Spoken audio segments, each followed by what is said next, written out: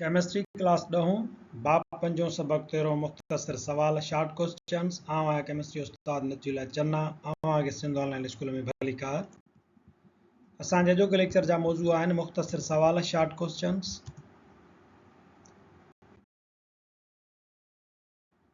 Section B आहे असांजो short question. सवाल नंबर 1 खां शुरू कंदासीं।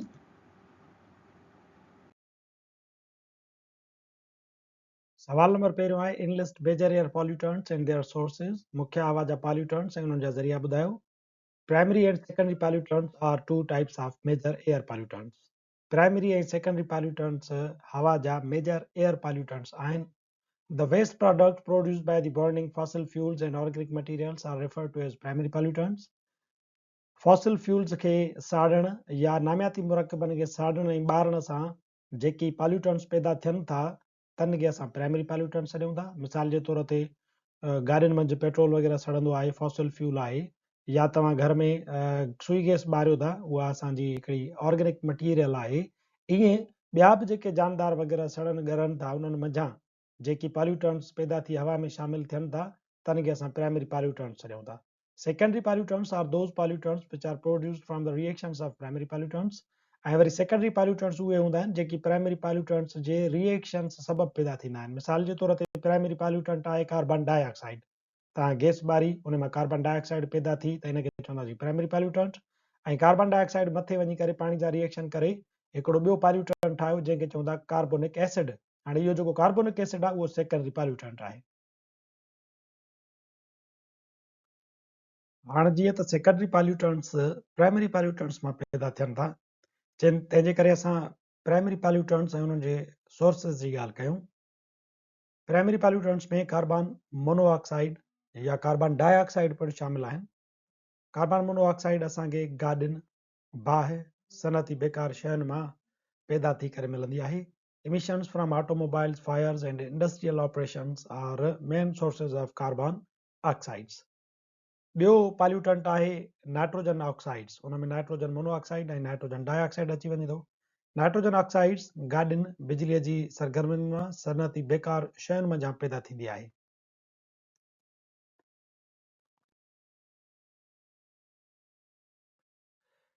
टियों असां वटि प्राइमरी पॉल्यूटेंट आहे सल्फर ऑक्साइड्स।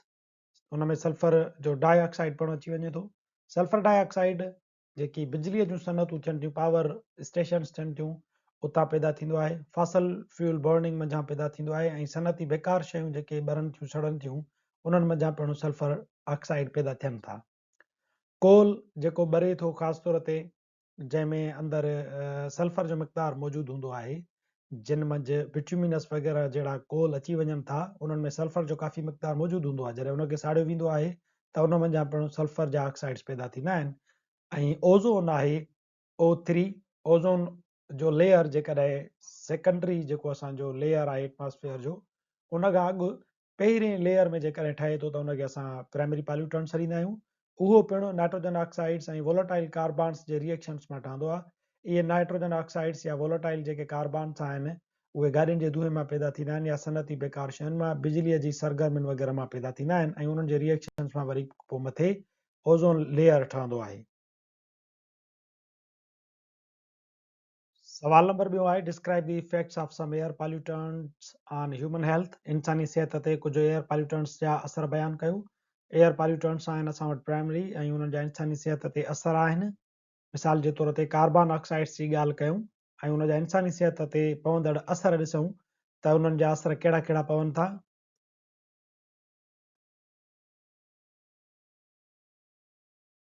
कार्बन मोनोऑक्साइड सबबु दिलि जूं बीमारियूं, साह खणण में तकलीफ़, ज़हनी ऐं जिस्मानी मसाला पैदा थी सघनि था।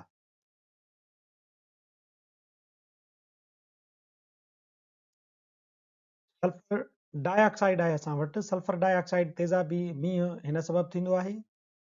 ही गदिलो मादो सहके साह में तकलीफ़, इमारतुनि ऐं मुजस्मनि खे ॻारण फिटाइण जहिड़ा मसाला पैदा करे सघे थो।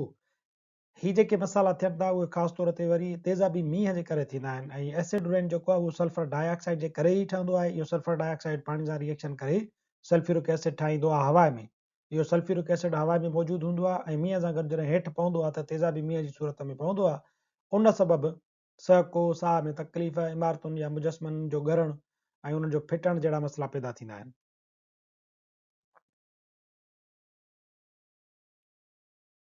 नाइट्रोजन ऑक्साइड आहे या नाइट्रोजन डाइऑक्साइड आहे, ॿूटनि खे ही नुक़सान ॾींदो आहे ऐं हिन गदिले मादे जे सबबि साह खणण वारे सिरिश्ते में सोज ऐं एलर्जी पैदा थींदी आहे।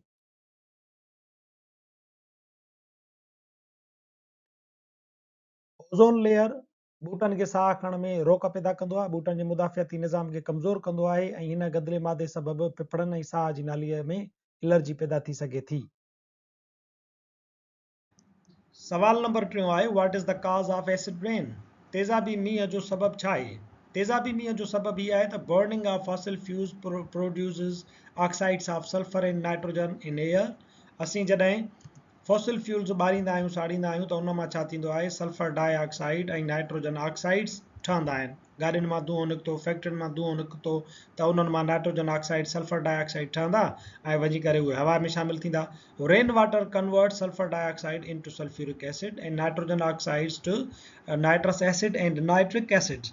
हाणे इहे जेॾीमहिल जो सल्फर डाइऑक्साइड ऐं नाइट्रोजन जा ऑक्साइड्स हवा में मौजूदु आहिनि, त जेॾीमहिल जो मींहुं वसंदो आहे त उहे उन पाणीअ जे मालिक्यूलनि सां इहे ऑक्साइड्स रिएक्शन कंदा आहिनि। सल्फर डाइऑक्साइड पाणी सां मिली सल्फ्यूरिक एसिड ठाहींदो आहे। नाइट्रोजन ऑक्साइड्स पाणी सां मिली करे नाइट्रस एसिड ऐं नाइट्रिक एसिड में तब्दील थी वेंदा आहिनि। Normal rain water is weakly acidic. आम जेको पाणी हूंदो आहे मींहं जो, उहो थोरो तेज़ाबी हूंदो आहे, because it consist of dissolve carbon dioxide of the air. छो त कार्बन डाइऑक्साइड जो कुझु मक़दार हवा में मौजूदु हूंदो आहे, उहो हवा में मौजूदु वरी पाणी जे मालिक्यूलनि सां कार्बन डाइऑक्साइड रिएक्शन करे कार्बोनिक एसिड ठाहींदो आहे। उन ठहण जे बावजूदि बि असांजो जेको मींहं जो पाणी हूंदो आहे उहो वीकली एसिडिक हूंदो आहे। उन जी pH हूंदी आहे 5.6 पर जॾहिं वरी रेन वाटर में असांजो जेको पाणी मींहं जो पाणी आहे, उन में जॾहिं वरी नाइट्रस एसिड, नाइट्रिक एसिड ऐं सल्फ्यूरिक एसिड बि शामिल थी विया, त पोइ इहो मींहं जो पाणी वधीक तेज़ाबी थी वेंदो आहे ऐं उन जी pH 5.6 या 6 मां रिड्यूस थी करे 4 ते वञी करे पहुचंदी आहे। Thus, acid rain is formed on dissolving acidic air pollutants such as sulfur dioxide and nitrogen dioxide by rainwater। ईअं असांजो जेको मींहुं आहे उहो एसिड रेन तेज़ाबी मींहं में तब्दील इन लाइ थींदो आहे छो त उन में सल्फर डाइऑक्साइड ऐं नाइट्रोजन डाइऑक्साइड जा मालिक्यूल जेके आहिनि उहे पाणी सां रिएक्शन करे पंहिंजो पंहिंजो एसिड ठाहे उन पाणी में शामिल कंदा आहिनि। उहो पाणी पोइ जॾहिं वसंदो आहे त तेज़ाबी मींहं जी सूरत में वसंदो आहे। सो सबबु वञी करे मुख्य तौर ते असांजा थिया नाइट्रोजन ऑक्साइड्स ऐं सल्फर जो जेको डाइऑक्साइड आहे उहो कार्बन डाइऑक्साइड जे करे स्लाइटली एसिडिक हुयो, पर नाइट्रोजन ऑक्साइड्स ऐं सल्फर डाइऑक्साइड जे तेज़ाबनि मिलण जे करे इहो वधीक स्ट्रॉन्ग एसिडिक थी वेंदो आहे, जंहिंखे असां चवंदा आहियूं acid rain.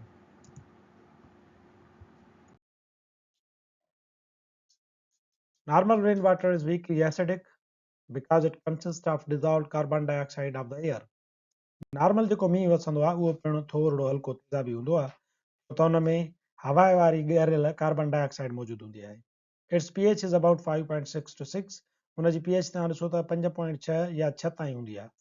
But rainwater on dissolving air pollutants becomes more acidic and its pH reduces to 4। पर जॾहिं हवा में कार्बन डाइऑक्साइड जो मक़दार वधीक थी वञे थो या ॿिया सल्फर डाइऑक्साइड या नाइट्रोजन ऑक्साइड्स जेकी आहिनि असांजा उहे घणा थी विया, त पोइ तेज़ाब वधीक ठहंदो आहे हवा में ऐं उहो पाणी मींहं जे पाणी सां जॾहिं मिली वञे थो त मींहं जी जेका pH आहे उहा अञा घटिजी वेंदी आहे, तक़रीबन 4 ताईं पहुचंदी आहे।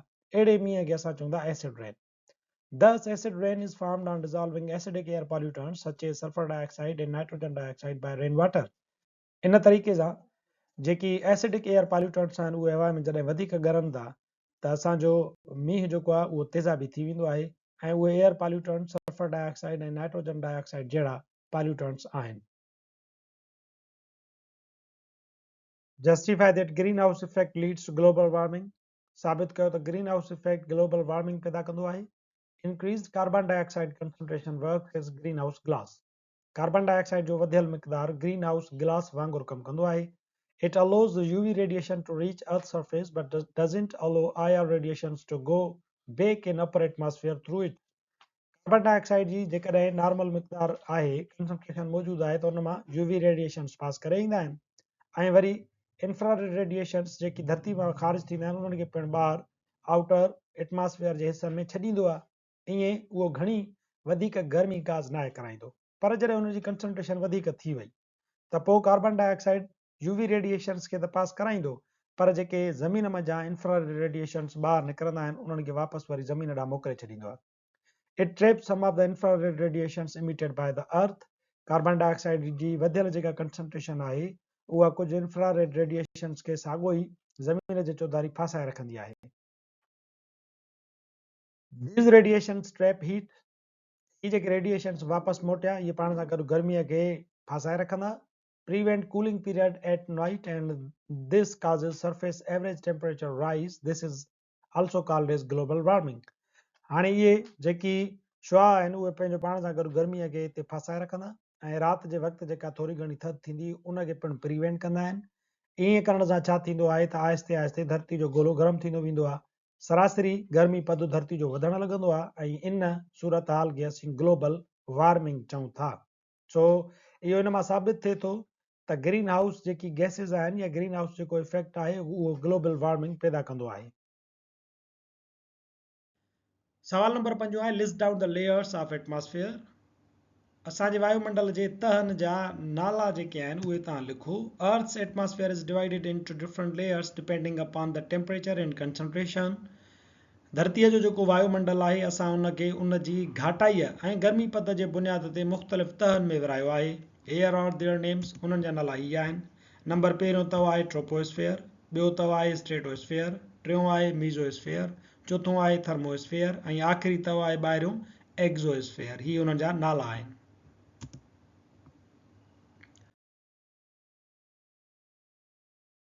सवाल नंबर 6 आहे write down the effects of acid rain. तेज़ाबी मींहं जा असर लिखो. Some of the effects of acid rain are is under. तेज़ाबी मींहं जा कुझु असर इहे आहिनि. नंबर पहिरियों, acid rain on soil and rocks leaches heavy metals with it and discharges these metals into rivers and lakes and causes water pollution. तेज़ाबी मींहुं ज़मीन मां ॻरा धातु लोढ़े नहरुनि ऐं दरियाहनि में आणे उन्हनि खे गदिलो कंदो आहे.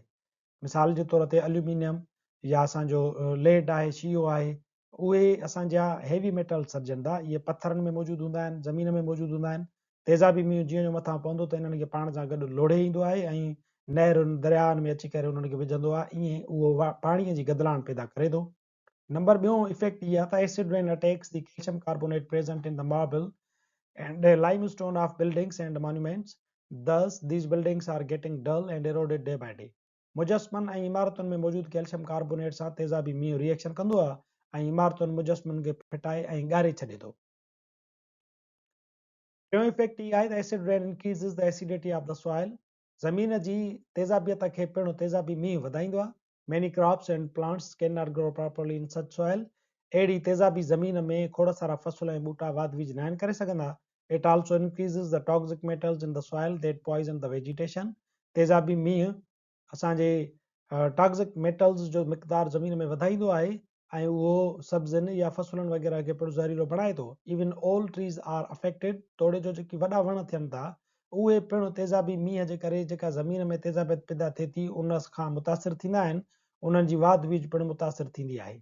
नंबर चोथों इफेक्ट इहा आहे त acid rain directly damages the leaves of trees and plants, thus limiting their growth. तेज़ाबी मींहुं सिधी रीति पननि ऐं ॿूटनि खे नुक़सान रसाए संदन वाध विझ रोके थो. Depending upon the severity of the damage, plants growth can be hampered. नुक़सान जी शिदत जे करे कुझु ॿूटनि जी जेका वाध विझ आहे उहा रुकिजी वेंदी आहे. Plants capability to resist cold or disease reduces and ultimately they die. कुझु ॿूटा घटि नुक़सान सबबु बची त वेंदा आहिनि पर थधि या बीमारीअ जी सट न आहिनि सही सघंदा.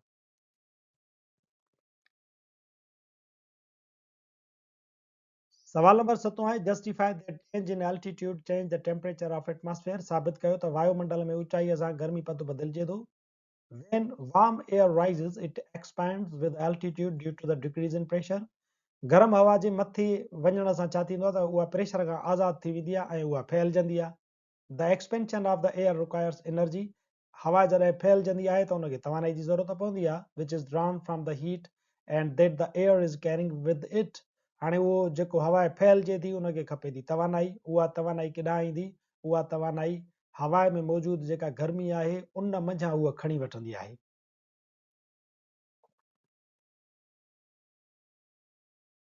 This means that as it expands with increasing altitude, rising air becomes cooler and cooler, यानी हवा ऊंचाई ते वञी फैलजंदी आहे, सो जेतिरो मथे हलबो ओतिरी हवा थधी मिलंदी. But in atmosphere temperature doesn't change regular patterns. पर माहौल में असांजे वायुमंडल में ईअं थींदो आहे त गर्मी पद जेको आहे ईअं हिकिड़े रेगुलर पैटर्न सां तब्दील कोन थींदो आहे. It varies due to different reasons, ऐं इहो मथे हलण सां मुख़्तलिफ़ सबबनि जे करे मुख़्तलिफ़ पिणु थिए थो. मिसाल जे तौर ते जीअं असां मथे हलूं था त हवा मथे फैलजंदी वेंदी, त हिन जो मतिलबु इहो थियो त जेतिरो मथे वेंदासीं हवा ओतिरी थधी हुजणु घुरिजे. पर किथे किथे ईअं न बि थिए थो. मिसाल जे तौर ते असां जीअं मथे ॿिए लेयर में आयासीं त उते ओज़ोन लेयर मौजूदु आहे. ओज़ोन लेयर सिज जा किरण घणा झटींदो आहे, उनजे करे असांजो स्ट्रेटोस्फेयर तमामु घणो गरम आहे. हेठियों जेको आहे ट्रोपोस्फेयर उहो थोरो थधो आहे. ईअं वरी जीअं असां मथे हलंदासीं त उन में पिणु मुख़्तलिफ़ सबबनि जे करे असांजे हवा जो जेको पैटर्न आहे, गर्मी पद आहे, उहो थोरो घणो तब्दील थिए थो. पर आम तौर ते ईअं आहे, उसूल इहो आहे त हवा जीअं मथे थिए थी त उहा वधीक पकड़िजे थी ऐं उहा वधीक गर्मीअ खे जज़ब करे वठंदी आहे. इन जे करे जीअं जीअं मथे वेंदासीं एल्टीट्यूड सां त गर्मी पद घटिजंदो वेंदो.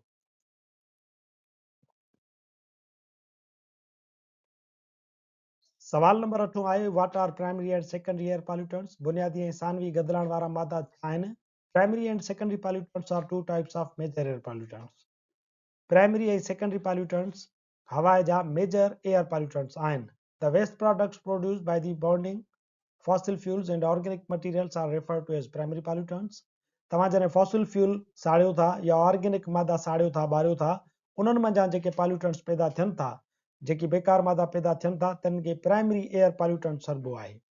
ऐं secondary pollutants are produce through a variety of process. Secondary pollutants जेके थियनि था उहे वरी मुख़्तलिफ़ कीमियाई अमलनि मंझां पैदा थींदा आहिनि. सच इहो आहे त सेकेंडरी एयर पॉल्यूटेंट्स असांजे प्राइमरी एयर पॉल्यूटेंट्स मंझां ई पैदा थींदा आहिनि. मिसाल जे तौर ते असांजा प्राइमरी एयर पॉल्यूटेंट्स आहिनि sulphur dioxide, carbon dioxide, nitrogen जा ऑक्साइड्स या मीथेन जहिड़ा हाइड्रोकार्बन्स वग़ैरह. हाणे इहे जॾहिं हवा में मथे पैदा थींदा त इहे सल्फर डाइऑक्साइड या कार्बन डाइऑक्साइड पाणीअ सां रिएक्शन करे सल्फ्यूरिक एसिड ऐं कार्बोनिक एसिड या नाइट्रिक एसिड जहिड़ा मादा पैदा कंदा आहिनि. सो सेकेंडरी असांजा air pollutants primary air pollutants मां पैदा थींदा आहिनि. ऐं प्राइमरी एयर पॉल्यूटेंट्स सिधीअ रीति गाॾियुनि जे धुअनि मां, कोल जे सड़ण मां या ॿिया जेके ऑर्गेनिक मटीरियल थियनि था उन्हनि जे सड़ण मां पैदा थींदा आहिनि. सवाल नंबर 8 सां गॾु असांजो अॼोको लेक्चर ते पुॼाणी ते पहुचे थो. वरी हाज़ुर थींदासीं नए लेक्चर सां गॾु. तेसीं ताईं ॾिसंदा रहो सिंध ऑनलाइन स्कूल.